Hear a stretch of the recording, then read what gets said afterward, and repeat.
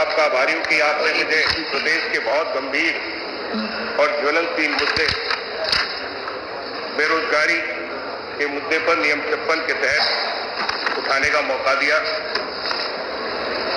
इस संबंध में मैं आपसे माननीय अध्यक्ष जी कहना चाहता हूं कि भारतीय जनता पार्टी की सरकार की नीतियों की वजह से प्रदेश में दिन प्रतिदिन बेरोजगारी बढ़ती जा रही है और बेरोजगारी से तंग आकर नौजवानों में निराशा की वजह से प्रदेश का नौजवान आए दिन आत्महत्या जैसा कष्टदायक कदम उठाने को तैयार है।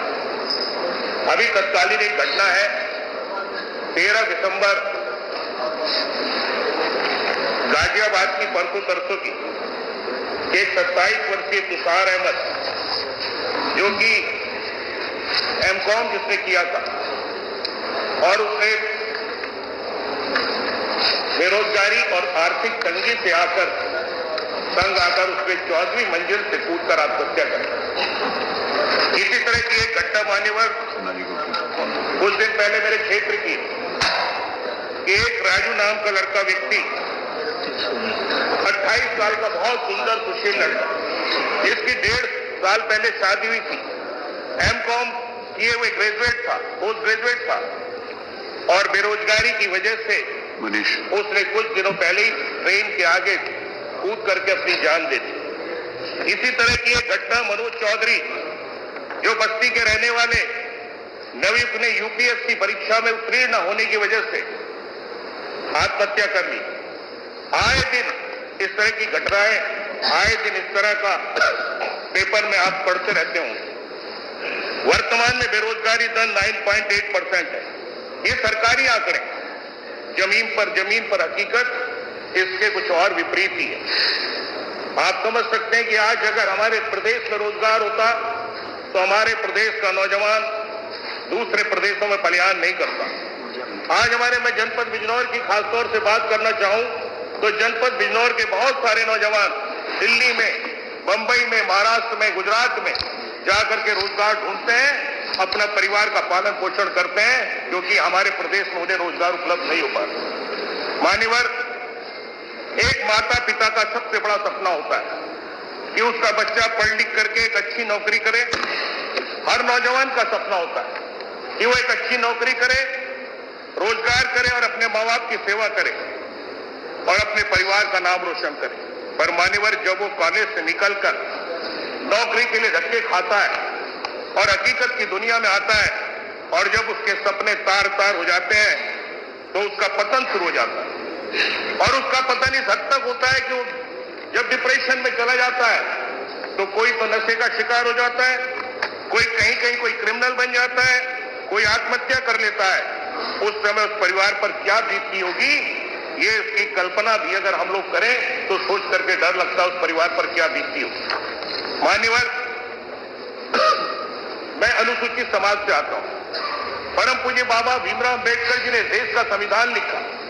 उन्हें नमन करते हुए कहना चाहता हूं कि हमारे समाज के नवयुवकों के पास, हमारे समाज के परिवार के लोगों के पास ना तो धन है, ना जमीन जायदाद है, ना उनके पास रोजगार है।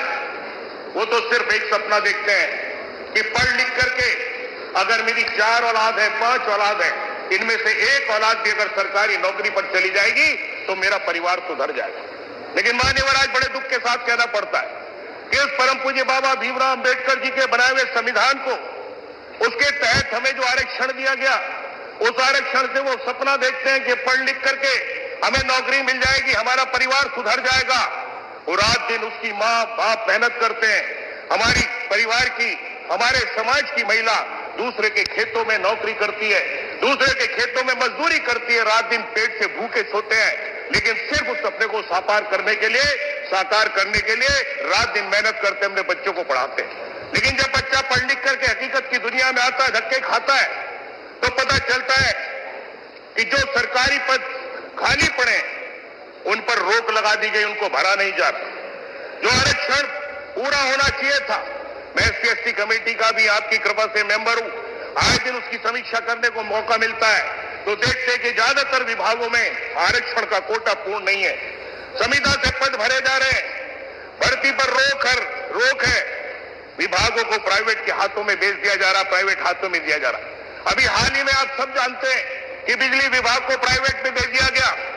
जब बिजली विभाग भी प्राइवेट में चला जाएगा, कितने लाखों लोगों का सपना साकार होता कि हम इंजीनियर बनेंगे, बिजली विभाग में नौकरी करेंगे, वो भी टूट जाएगा, वो भी बिखर जाएगा। नए रोजगार का सृजन नहीं किया जा रहा, कोई नई इंडस्ट्री नहीं लग रही जिससे उनको रोजगार मिल सके। मान्यवर, आपसे निवेदन करते हुए कहना चाहता हूं कि मैं भी कहीं ना कहीं हिंदू, भले ही आप लोग कहीं मानते हैं अनुसूचित जाति के लोगों को, जब आपका मतलब होता है तो हिंदू मानते हैं, कहीं नहीं मानते, क्योंकि जब वोट देने का नंबर आता है तो हम हिंदू हो जाते हैं, जब मंदिर जाने का नंबर आता है तो शायद हम हिंदू नहीं रहते। हम कांवड़ यात्रा के विरोधी नहीं है, क्योंकि हम उस समाज में जन्मे हैं, ये हमारी धार्मिक आस्था है। हम कांवड़ यात्रा का बड़ा प्रदर्शन करते हैं, उन पे पुष्प बरसाते हैं, रोज पुष्प बरसाइए, रोज कांवड़ यात्रा कीजिए, हमें कोई ऐतराज नहीं। लेकिन मान्यवर, इसके बदले अगर हम रोजगार दे करके उन नवयुवकों को नौकरी दे, रोजगार दे और उनके गले में माला डालें, उन पे पुष्प अगर उनको पुष्प अर्पित करें तो शायद हमारे समाज के लिए बेहतर हो। हम कुंभ का आयोजन कर रहे हैं। कुंभ का आयोजन इतना बड़ा विशाल आयोजन होता है। हम लोग धार्मिक आस्था से जुड़े हैं, हमारी सांस्कृतिक धरोहर है, हम उसके विरोधी नहीं है। 60,000 करोड़ रुपए का लगभग मेरे ख्याल से बजट है, लेकिन हम शिक्षा की दृष्टि में, शिक्षा के क्षेत्र में, रोजगार के क्षेत्र में क्या कर रहे हैं? हम कहना चाहते हैं, मैं आपको बधाई देना चाहता हूं कि कांवड़ का आप जो धार्मिक आयोजन कुंभ कर रहे हैं, कीजिए, लेकिन कम से कम उन नौजवानों को रोजगार देने के लिए भी कुछ कीजिए, जिससे कि कम से कम आगे चल के अपने माँ बाप का सपना। माननीय अध्यक्ष जी के द्वारा 5 मिनट का समय दिया था और संक्षिप्त कर 2 मिनट में आपके और साथी भी बोलेंगे, 2 मिनट में खत्म कर। इसलिए आपसे ज्यादा न कहते हुए मैं आपसे इतना ही कहना चाहता हूं कि हम लोग मानिए, और अभी हाल में कुछ दिन पहले हम लोगों ने रोज आए दिन हम ये देखते हैं कि आरक्षण को लेकर जहां तहां हम लोग धरना प्रदर्शन पहले कर लिया करते थे, अपनी मांगों को उठा लिया करते थे। 69,000 शिक्षक जो बेचारे आज देख रहे हैं कि कब हमें नियुक्ति पत्र मिलेगा, उन्होंने दिवाली भी नहीं मनाई, दिवाली भी नहीं मना पाए और दिवाली भी मना गया, विरोध प्रदर्शन करने में मजबूर होने का काम करा। लेकिन सरकार ने आज तक 69,000 शिक्षकों की नहीं सुनी।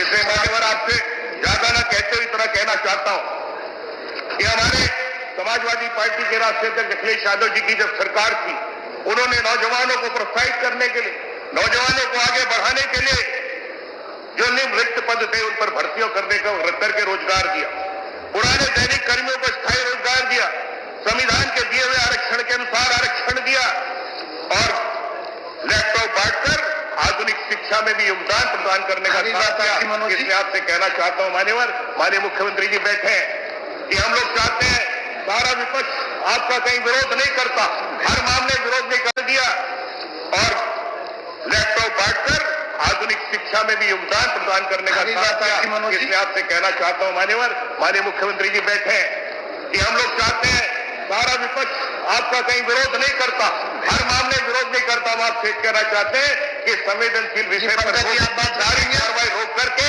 चर्चा कराई जानी चाहिए और नौजवानों को रोजगार उपलब्ध कराना चाहिए और आरक्षण पूरा करना चाहिए। आपका बहुत बहुत धन्यवाद।